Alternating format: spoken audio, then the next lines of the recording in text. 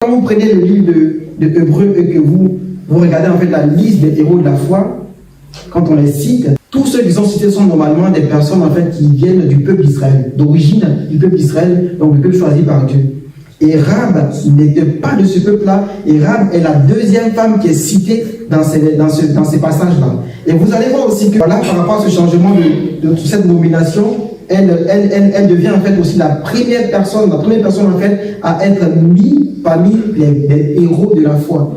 Et même quand vous lisez ce passage, il n'est même pas cité ce que David a fait, il n'est pas cité ce que Samson a fait, il n'est pas cité ce que Jephthé a fait, mais il a dit simplement que le temps nous manquerait de citer ces personnes-là. Donc vous dites, mais Rahab, elle a été citée et il a été dit pourquoi est-ce qu'elle a été citée par rapport aux autres. Donc vous dites que vraiment par rapport à cette fois-là seulement qu'elle a mis en action, regardez tout ce qui a changé, regardez tout ce qui s'est fait, et c'est comme ça aussi nous sommes encouragés à mettre notre foi en action. Par rapport à toute situation qu'on peut vivre, qu'on peut rencontrer, au travail, dans la société, en famille, la foi, nous devons en fait la mettre en pratique, la mettre en action, en fait voir cette foi-là et agir selon ce qu'il a prévu. Aussi, on voit une foi qui explique la présence, donc la présence de Rahab dans la généalogie de Jésus-Christ. Amen.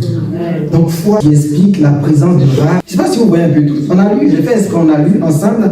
Et vous avez vu que Rahab, il a dit quoi? Était une prostituée. Je ne sais pas si ça vous dit. Donc Jésus vraiment qui est venu, Dieu qui se fait chair pour mourir sur la croix. Regardez comment est-ce qu'il parle. Regardez sa généalogie quand on cite. C'est pourquoi on n'a pas lu ça, le verset de Matthieu, de façon, comme j'ai dit là, de façon fortuite. Mais c'était pour vous faire comprendre aussi que voir en fait d'où Jésus sort.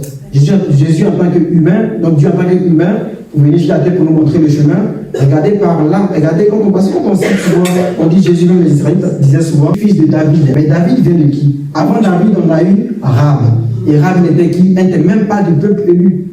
Donc il a fallu que Dieu change à un moment donné la destinée de Rahab. C'est pourquoi le thème de ce message-là, je vous le rappelle, est Rahab ou le changement de destinée par Dieu. Rahab ou le changement de destinée par Dieu. Donc on vous dit que c'est Dieu qui change les destinées, c'est lui qui change les situations, c'est lui qui transforme les vies en fait. Donc là, quelqu'un qui est né dans une famille non chrétienne ou qui a vécu des situations compliquées, c'est Dieu seul, parce qu'il a choisi à un moment donné le temps et les circonstances. Il dit, ta vie et ta manière de faire, aujourd'hui, moi je change cette destinée-là. On ne t'appellera plus prostituée, mais on t'appellera enfant de Dieu. On n'a plus la veuve, mais on t'appellera celle qui craint Dieu et celle qui a la joie de vivre. On t'appellera plus enfant, je ne sais pas, de la rue, mais on t'appellera enfant de Dieu simplement.